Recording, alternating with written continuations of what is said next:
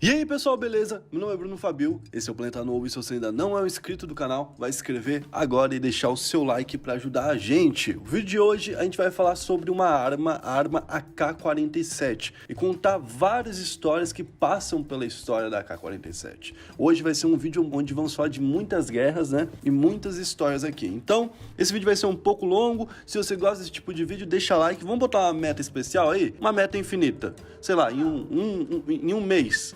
Bater 47 mil likes nesse vídeo. Ah, dá tempo, para dar tempo. Eu não sei, eu acho que não vai ser um vídeo que vai pegar view, porque não é um assunto que interessa tanta galera. Mas vamos lá, eu acho. Mas vamos lá.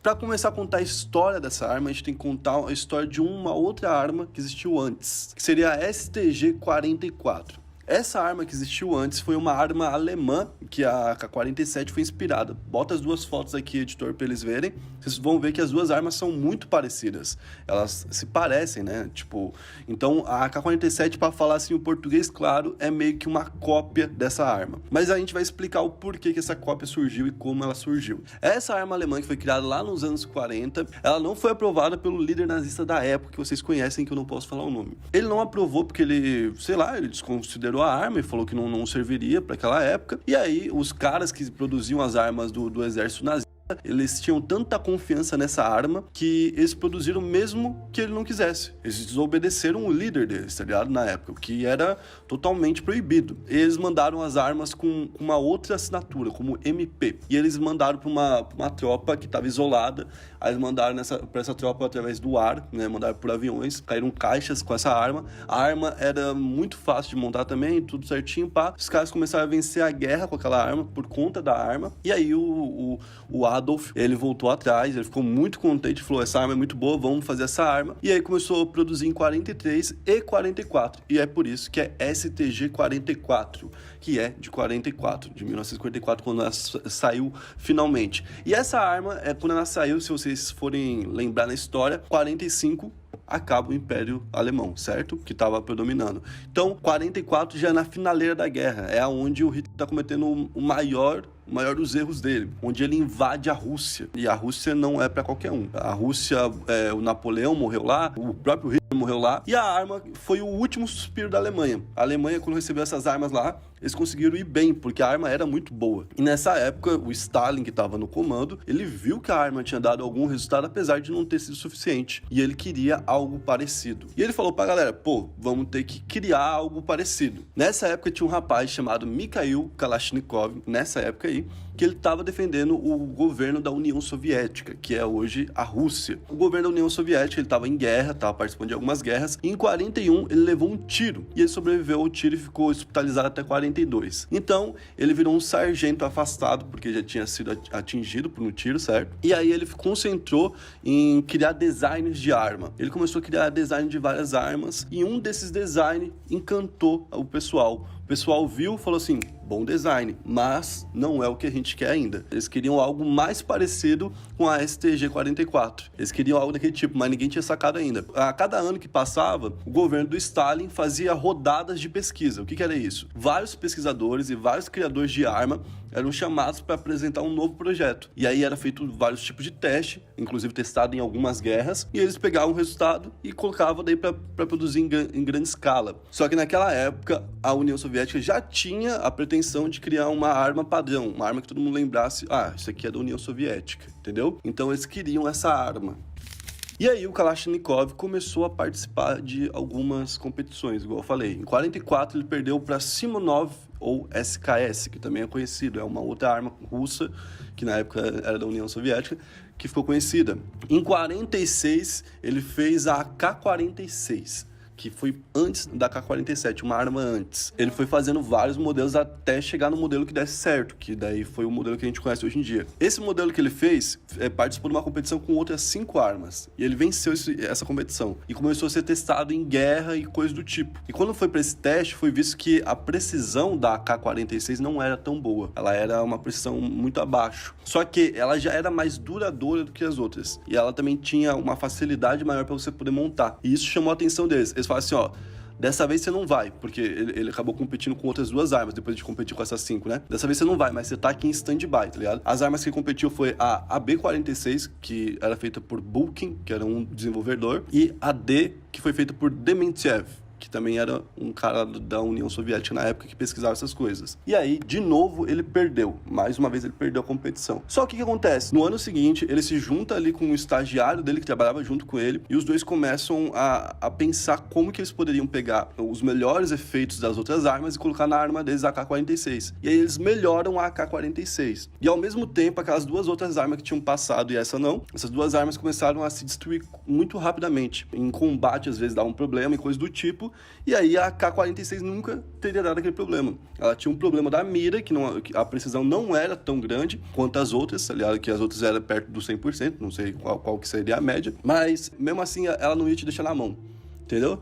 Então isso foi muito importante para eles. Em 47, aí sim, a arma ela entra no processo de aceitação e até 49 ela fica nesse processo e em 49 ela é oficializada como a arma da União Soviética. E ela começa a se tornar popular porque a União Soviética, de 49 para frente, até o final dela, esteve em várias guerras. E assim que foi que a AK-47 começou a popularizar. E aí você fala, como assim ela popularizou? Eu vou explicar para vocês. Por exemplo, quando você cria uma arma, existe até uma situação de ego, vamos falar assim. Imagina a União Soviética cria uma arma. Aí os Estados Unidos vê a arma e os Estados Unidos falam assim, não, eu faço uma muito melhor do que essa. Não vou usar a sua, eu vou fazer a minha. Então, tipo, existe esse negócio de ego, e aí quando eles percebem que o ego tá ferrando o país ou algo do tipo, aí eles derrubam o ego e aí pegam a propriedade intelectual do outro. Igual a própria Rússia fez com os alemães. E vocês viram o tempo que demorou pra fazer, justamente por causa do negócio de ego. Demorou no mínimo 5 anos ali estudando pra, no final das contas, fazer a mesma arma quase. Então, pra você ter a sua arma sendo usada por 92 países, que é o que a AK-47 conseguiu fazer, é porque a sua arma esteve em batalha, pelo menos, ou esteve participando de guerras e momentos decisivos militares de 92 países. 92 países confiaram nessa arma. Então é muita coisa, tá ligado?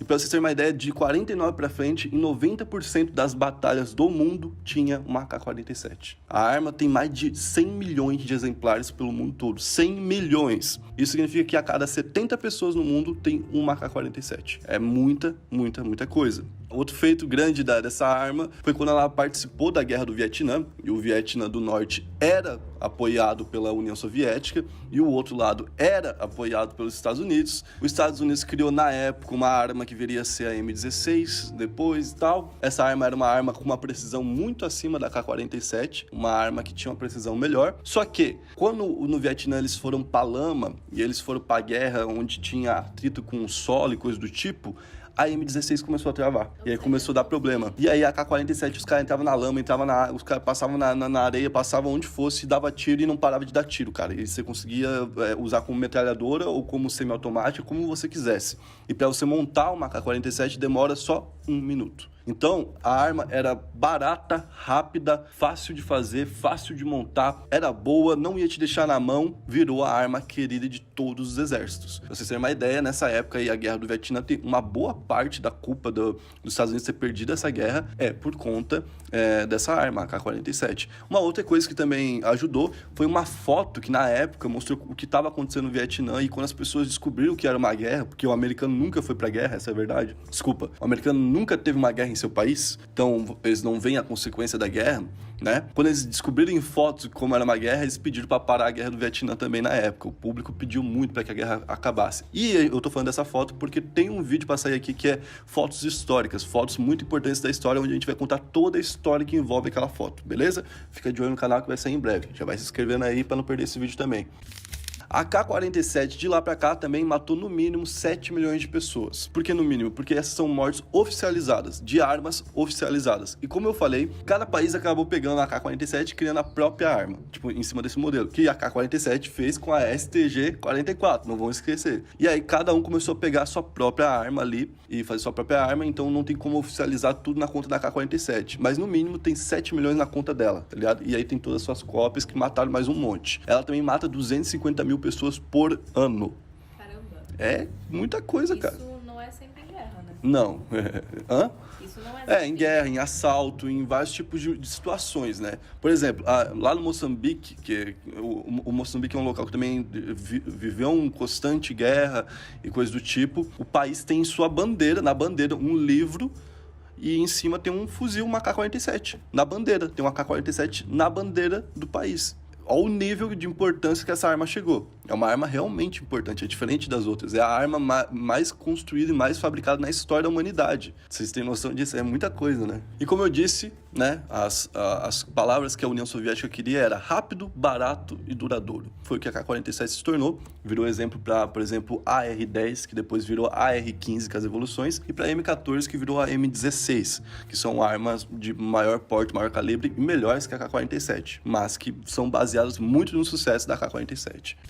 Um país que teve muita atividade da União Soviética e muita atividade da AK-47 foi o Afeganistão. Na época, o Afeganistão já vivia um bom tempo, vários conflitos e várias guerras, e é um país que não conseguiu parar com as guerras e continuou por muito tempo, né, com esse problema. O Afeganistão, ele era um país também que era um problema para a União Soviética, porque ele era um país ao lado de vários locais que já eram dominados pelos muçulmanos. Tinham muitos muçulmanos e o medo deles é que chegasse próximo à União Soviética, a União Soviética fosse tomada por governos muçulmanos. Por quê? Porque na época o governo soviético ele tinha um lado ateu e um lado cristão e nada mais. Então não ia ter o lado muçulmano nesse governo soviético. Então era uma preocupação deles. Então tomar o Afeganistão era uma forma de proteger a União Soviética do governo muçulmano ou de um estado muçulmano que pudesse surgir dali, né? E aí eles começaram a entrar ali no governo do Afeganistão. Eles viram que estava tudo meio que falido. Proporam para eles a esquerda, os governos esquerdistas, coisas do tipo. O Afeganistão se assumiu como governo esquerdista, então a União Soviética presenteou o Afeganistão com o segredo da AK-47, deu para eles as AK-47, armou eles de AK-47 e um ano depois tomou posse do Afeganistão. Tomou o Afeganistão e começou a cuidar, né, entre aspas, do Afeganistão, e ali ficou por 10 anos. Só que, obviamente, nesse tempo, muitas pessoas acabaram ficando pé da vida com o governo da União Soviética, principalmente porque naquele local onde estava sendo operado o governo da União Soviética, junto com o Afeganistão, foi colocado como um estado ateu. Então, deu muita bosta. Era um estado que estava preocupando a União Soviética pelo número de muçulmano. Aí do nada você chega e fala que lá tem que ser ateu. Não foi isso sem querer, isso aí foi de propósito. Aí, obviamente, os muçulmanos começaram a se rebelar contra aquela imposição, né? E começaram a surgir alguns grupos, principalmente nos interiores, que começaram a combater os caras da União Soviética. Só que os caras da União Soviética e do Afeganistão tinham a bendita AK-47 e estavam muito bem obrigados e não iam perder a guerra fácil. Tanto é que se juntaram vários países que se juntaram aqui: Paquistão, Reino Unido, Alemanha, Arábia Saudita e, obviamente, Estados Unidos. Você tinha a União Soviética de um lado, do outro lado ia estar quem? Estados Unidos, porque é a época onde duram as guerras, que são as guerras do período de Guerra Fria, né? Por que Guerra Fria? Porque se os Estados Unidos, que tinha a bomba nuclear, e Rússia, que tinha bomba nuclear, se atacassem, meu amigo, não ia ter mais planeta. Então a guerra tinha que ser por outros, e tinha que ser ali na terra, com arma e coisa do tipo, entendeu? Então foi aí que surgiu essa época, né? Aí nessa época também surgiram os mujahidins, que eram esses povos muçulmanos que começaram a se rebelar e se transformar em pequenos exércitos ou milícias, como é chamado o termo, né? Como os Estados Unidos começou a dar armas, e muitas armas, e não só os Estados Unidos, como os outros países que eu falei, deram muitas armas para os mujahidins, eles começaram a ter uma chance contra a galera do Paquistão e da União Soviética, e eles começaram a se esconder em locais que eles tinham conhecimento e a União Soviética não tinha, tipo no meio de rochas, de montanhas, coisas do tipo, entendeu? E aí foi onde a União Soviética começou a perder a guerra e teve o auxílio de aeronaves, tá ligado? Essas aeronaves foram utilizados para atacar por cima e poder matar, e eles começaram a ganhar a guerra novamente, a galera da União Soviética.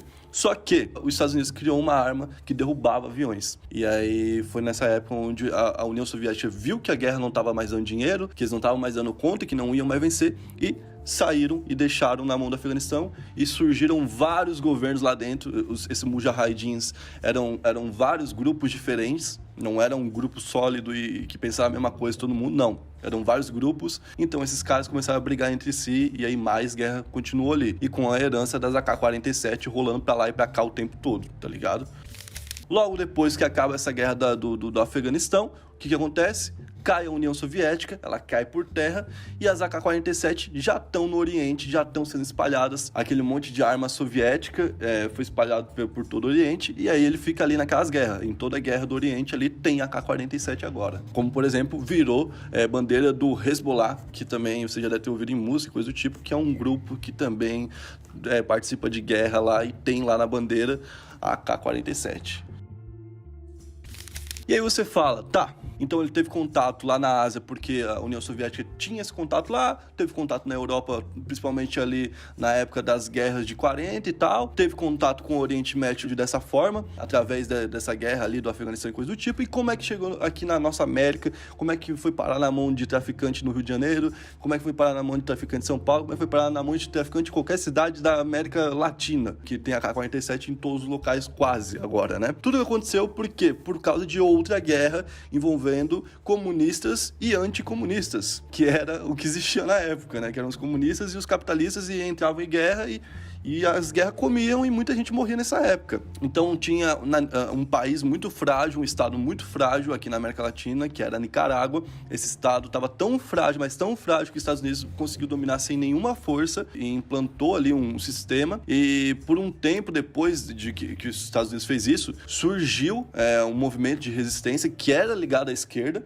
entendeu? E aí tinha uma ligação com a União Soviética, porque a União Soviética era de esquerda, entendeu? Tinha no mínimo uma ligação ideológica. E aí teve um governo que era anti-esquerda e que foi ficando no poder. E era um governo muito ruim pra época. O lugar era governado por um cara chamado Somoza. Esse cara, eu separei uma frase dele pra tentar resumir quem ele era. Teve um repórter da Globo que foi fazer uma entrevista com ele e o repórter perguntou: é verdade que você tem 50 fazendas? Ele falou: não tenho 50 fazendas, eu tenho a Nicarágua. Era assim que ele agia, o cara que era o líder da Nicarágua na época. E ele tinha uma propriedade de, no mínimo, 500 milhões de dólares, que era o que botavam pra ele. E ele falava que era mentira, que ele tinha no máximo 100 milhões, e que ele não era dono de tudo que falavam, mas ele era dono da TV, da rádio, ele era dono de todas as lojas de carro quase todas as lojas eram da Mercedes, porque ele tinha um trato com a Mercedes. Então, tipo assim, é um negócio bem estranho e errado, né, que acontecia lá. E tinha um cara que ficou muito famoso, que era um mártir, que era um ídolo da galera e que